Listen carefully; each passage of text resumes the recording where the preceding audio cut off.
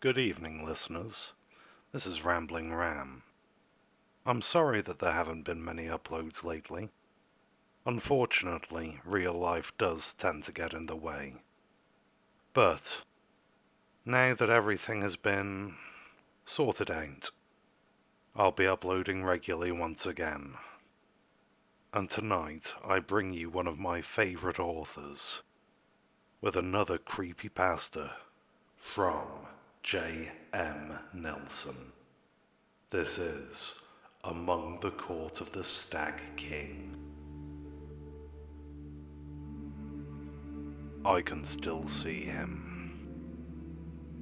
The image is clawed into the back of my mind. His name, I cannot remember most nights, but tonight I remember it clearly. I remember who he was before they took him, before I let them take him. His face, pale as a corpse. His eyes like hellfire. I remember who he was. His hair once was blonde. His eyes were as crisp as the clearest emeralds. That was before his corruption. His name, if I remember right, was Robert Earler. He still calls to me. When I lie awake at night, I can hear his voice echo from the woods where we used to play. Some nights, I foolishly light my lantern and step onto my porch. The dark, ominous woods that surround my home are always enveloped in shadow and mystery. As a child, I often wondered what lurked out there. But now, in my old age, I know what horrors await. Most nights, when I do muster the courage to face Robert, do I see him, standing on the edge of the forest. The light of the moon dances on his mauve flesh. The shadows of the woods seep from the edges of his hellfire eyes. It is as if he still lives, when I know better. He always says the same thing when I see him. He waves his hand in the air, as if to beckon me. His voice, the original I do not remember, is always corrupted, hollow, false, when he says, "Come now, I want to show you something. Come now, I want you to see what I've seen." Most nights I step inside. Most nights I ignore my long dead friend. But some nights I gain the courage to say to him, "I've seen it.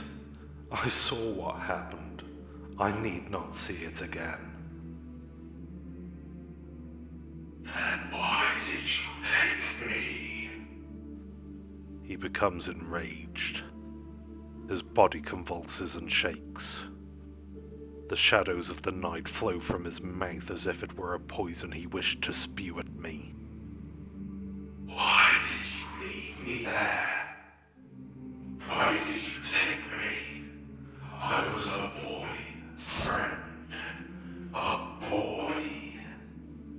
"And I was a boy too," I say, shutting the door behind me. He screams after that. He screams throughout the night, trying to bring me back out.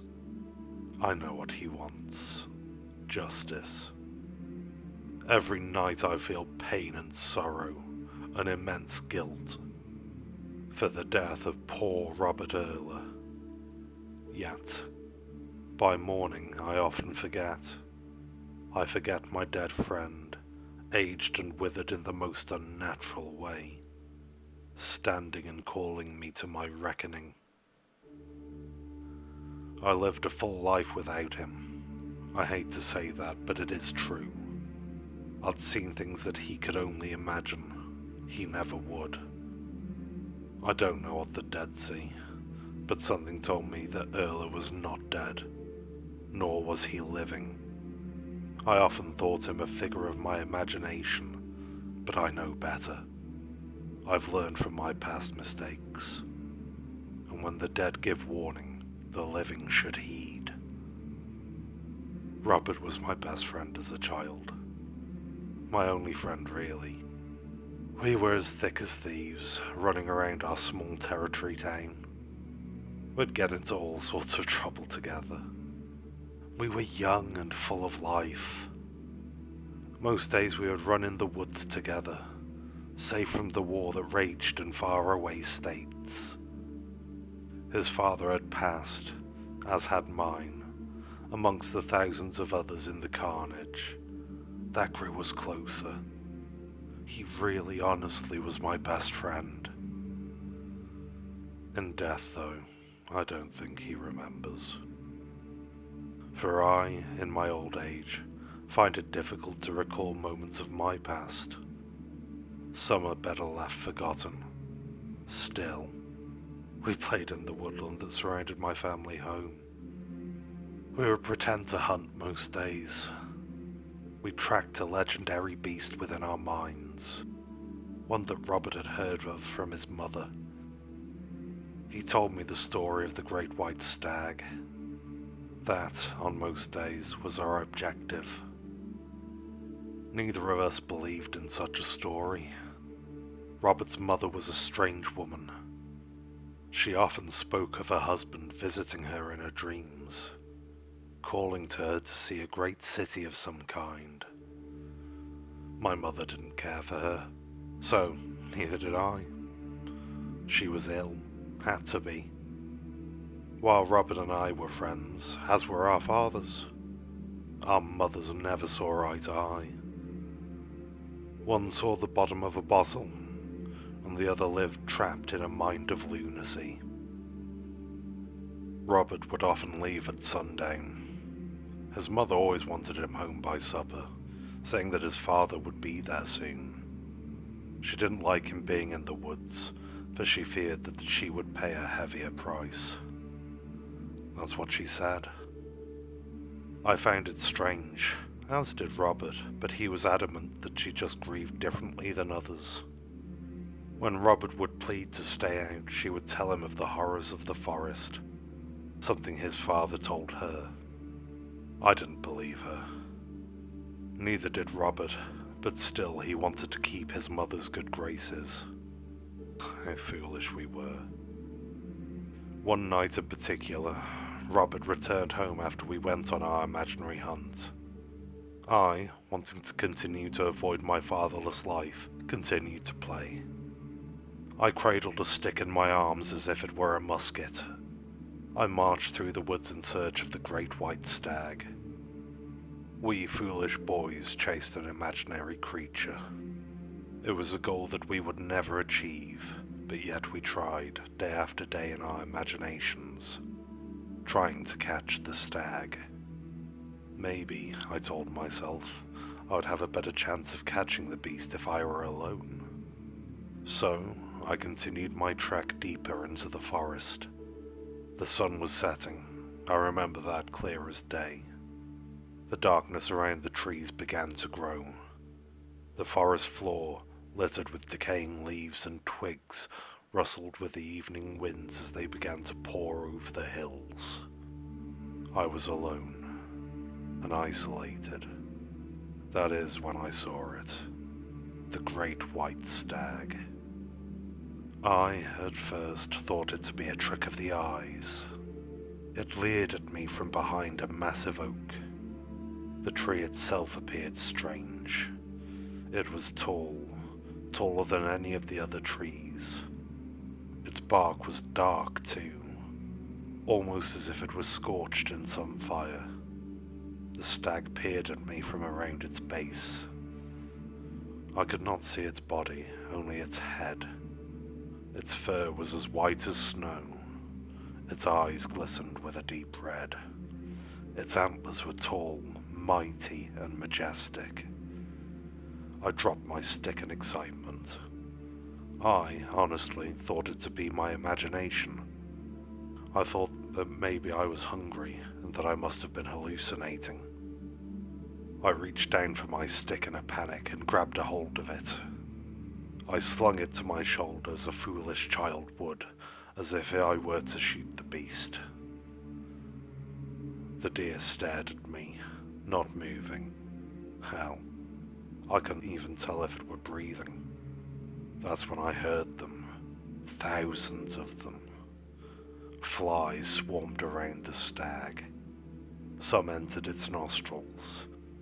Others danced on its open red eyes. The mouth of the stag hung open, and its tongue dangled slightly out of the gap. The flies clung to it. I panicked, realizing that I stared at a dead animal, a dead dream. Then the majestic beast spoke in a raspy, gravelly voice. "Do not fear me, boy." Its mouth did not move. Its eyes did not move. The dead stag just stared at me and spoke. "Where is the other?" "The other?" "The other boy who hunts me." It's close to dark," I stuttered out. I, while staring into the face of the dead creature, felt a fear that I never thought I'd feel. Yet a strange wave of happiness and joy overtook me. I stared into something that I only thought of as legend. The stag said, "The only time to catch the Stag King is at dusk." I smirked. "I did not know that." "Most do not, which makes you very wise now." I liked the Stag King's compliment. He continued, "It is close to dark, but can you get him?" I'm sorry?" I asked. "The other boy. Can you fetch him? I, the great white Stag King, wish to show him my court." "Your court?" "All great kings hold a court." I don't know." "Like Arthur," he said. "Do you like King Arthur?" I nodded. My father used to read me those old stories. They reminded me of him. "Just like King Arthur has his round table, I, the great Stag King, hold a court. Would you like to see?" I nodded. "Go then. Fetch your friend. Come back." I did my king's bidding. I dropped my stick and ran as fast as I could to the edge of town where the Earlers resided.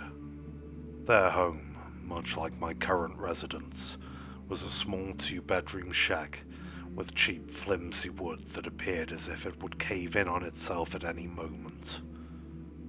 When I reached Robert's home, it was pitch dark. My mother wouldn't worry. She was too busy trying to make her wage without my father around. I dashed to my friend's window, but felt too scared to knock. I feared that his mother would hear, so I stood on the edge of the forest and tossed a rock at his window.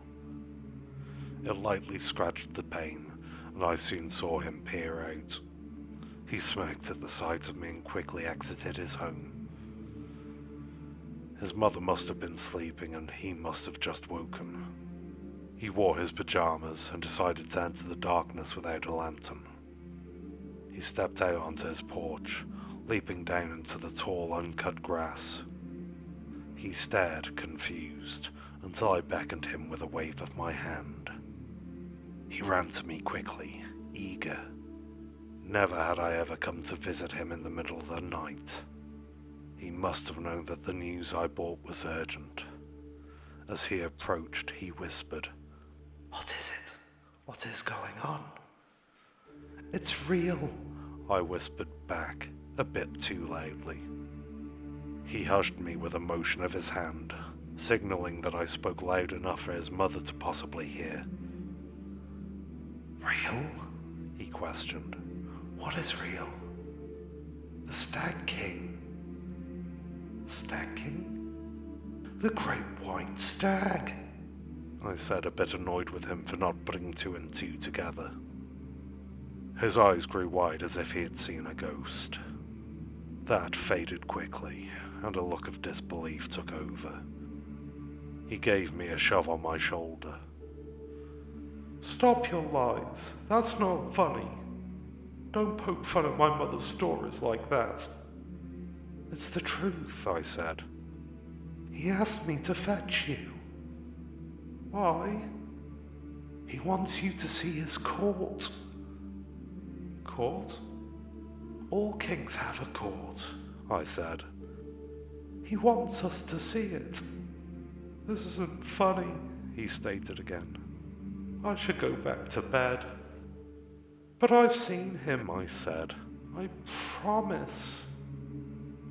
"Why have I not?" "The great white stag can only be seen close to night, at dusk." "Says who?" "Says the Stag King." Robert rubbed his hands together, nervous. He looked back towards his home, then back to me. "I shouldn't. Mother is always talking about the horror in the night. This might be your only chance of seeing it," I told him. He looked back towards his house, then back to me again.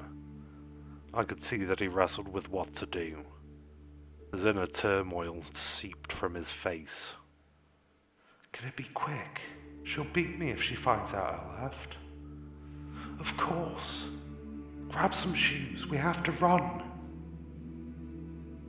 I led Robert back to where I'd seen the great Stag King. We stayed quiet for most of the journey back.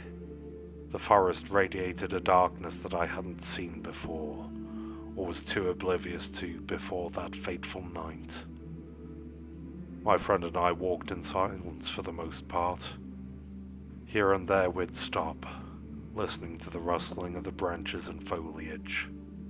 We were nervous of being caught. I desperately wanted to show Robert the stag. I wanted to make sure we got there. We took our time, yet moved as fast as we could while still being cautious. When we arrived in the small overgrown grove, nothing stirred. The wind had stopped blowing. The trees sat still in the thick summer air. We looked around in the darkness, trying to see anything that we could. There was nothing there. Nothing except for the great hulking oak where I'd seen the Stag King before. "Here," I showed Robert. "This is where I saw him." "Around the tree?" he asked. I nodded. My friend approached the tree, rubbing his hand against the ancient bark. Pieces fell away at the light touch of his hand as he caressed the large hulking tree. He shook his head. "Why would you lie? I'll be in trouble." "I'm not lying," I said, approaching the tree. "It was here, I swear it. At first I thought it was a dream of some kind. A hallucination like my father spoke of when he was ill.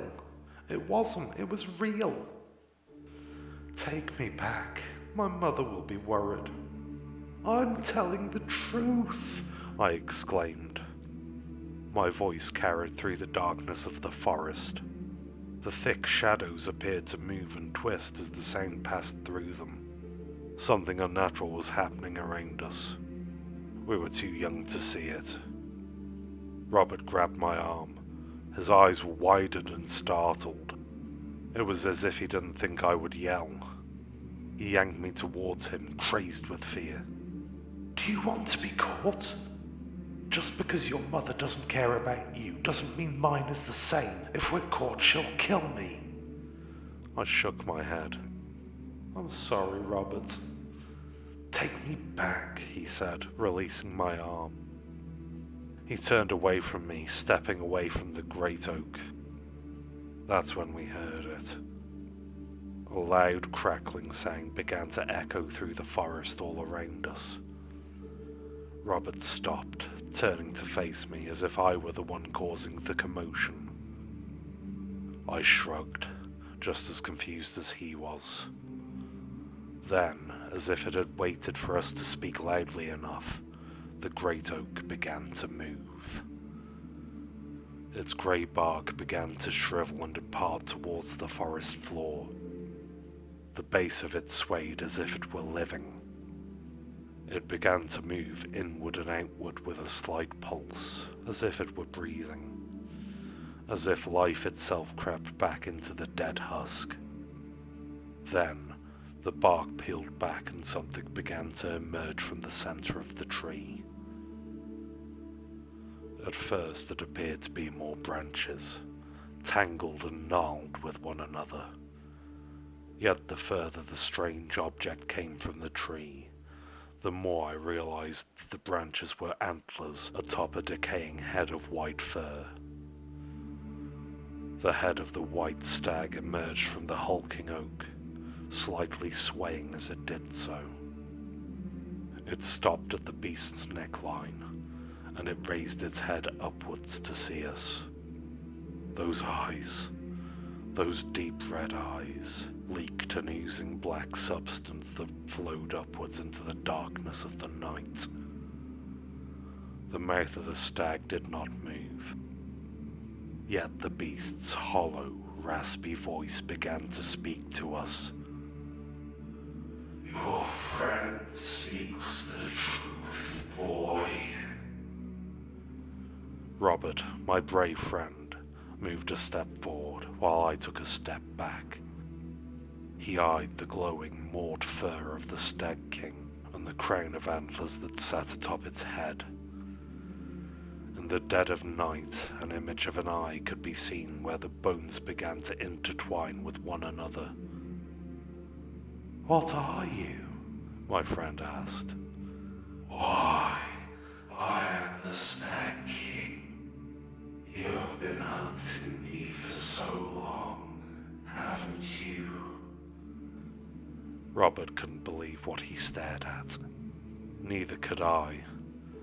I'd seen the stag before, but not like this. I hadn't seen it in the dead of night. I hadn't seen it in its domain. I didn't like it. My heart raced. My body became drenched with a thick sweat as I stared into those deep, haunting eyes. I took another step back, knowing that I shouldn't have been there. I knew that I shouldn't have brought Robert, but there we were, face to face with the great Stag King. I am the mightiest of kings, and I have the greatest of courts. We are pleased to meet you, Robert said with a nod. He glanced to me quickly, then back to the Stag King. But it is very late, and we must be on our way. No. I'm sorry? Robert asked, taking a step backwards. He moved closer towards me in doing so. You cannot leave, for we have not discussed why I called you here. Robert turned his back, motioning me with his hand that we should leave. I nodded.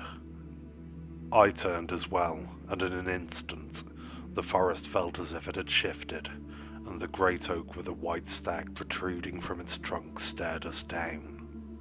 It blocked our path. There would be no way out.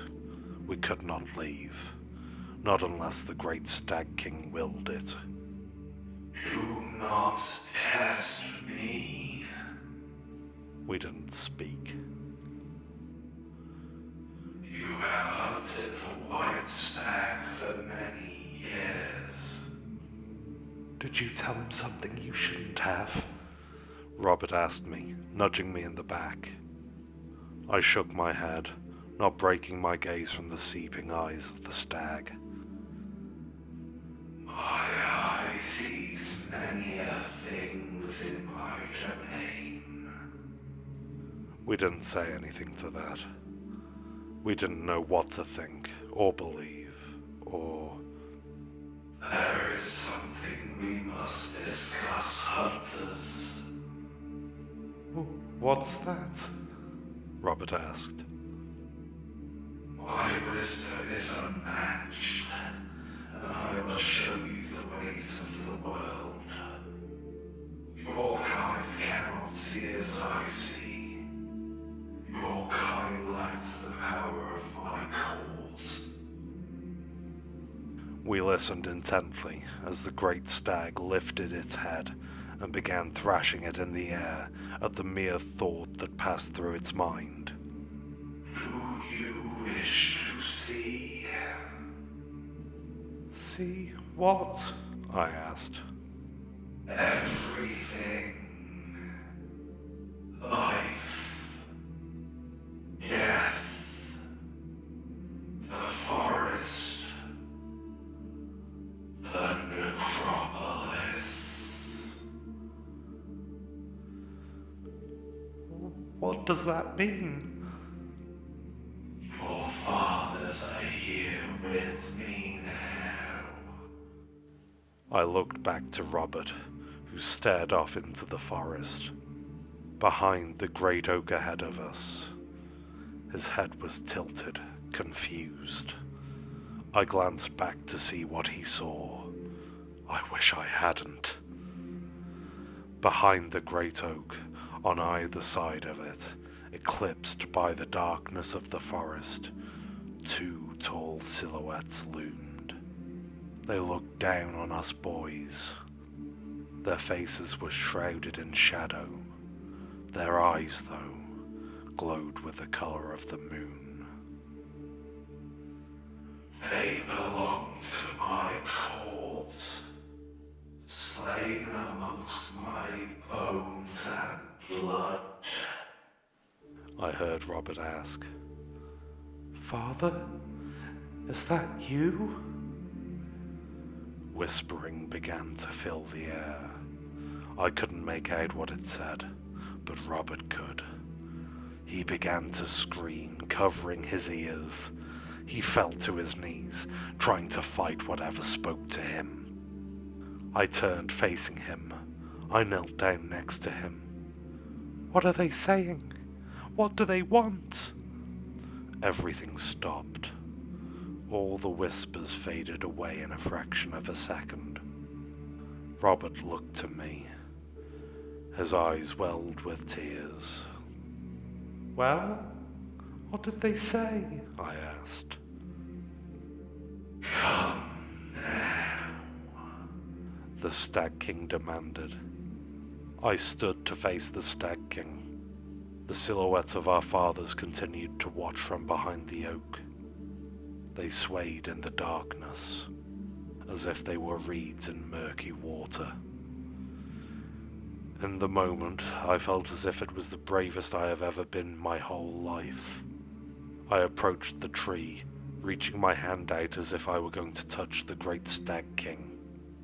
Just as my hand was about to pet the dried, decaying nose of the beast, it let out a loud, haunting squeal, rearing its head upwards towards the night sky.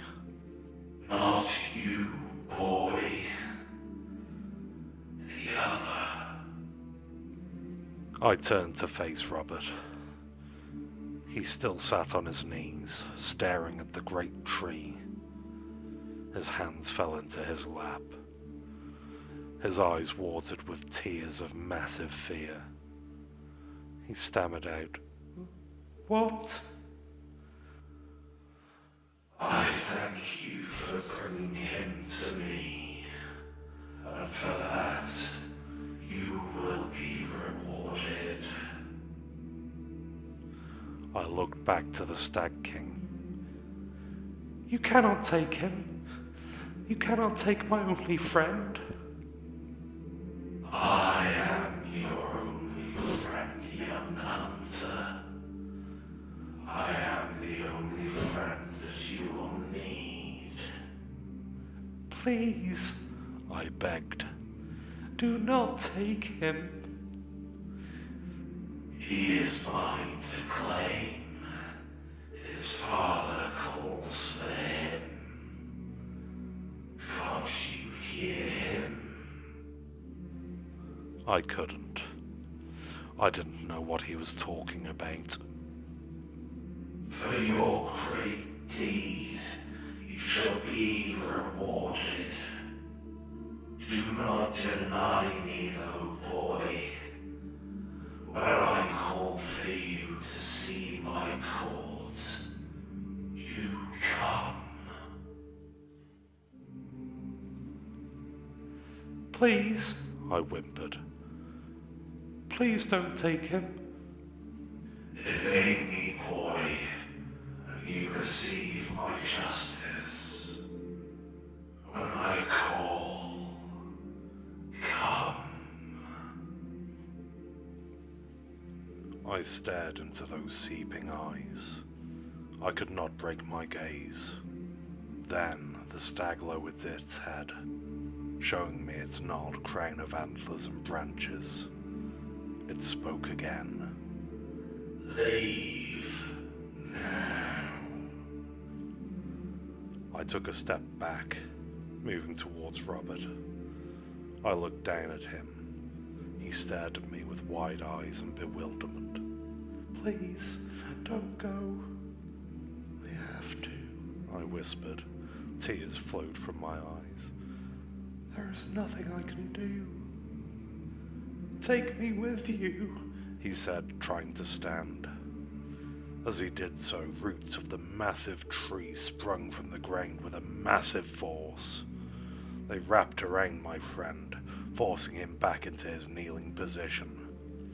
They grabbed a hold of him so tightly, the blood began to dampen his clothing on his arms and legs. The branches moved away from me, with my friend still in their clutches, sliding him towards the tree. Go. I began to run. I dashed off into the forest the fastest I ever ran in my life. I heard Robert scream, and I looked back to see. The trunk of the great tree had opened like a flower in spring. Inside, though, sat a pool of swelling darkness and muck. Atop floated the body of a pale, nude man. His body glistened amongst the moonlight.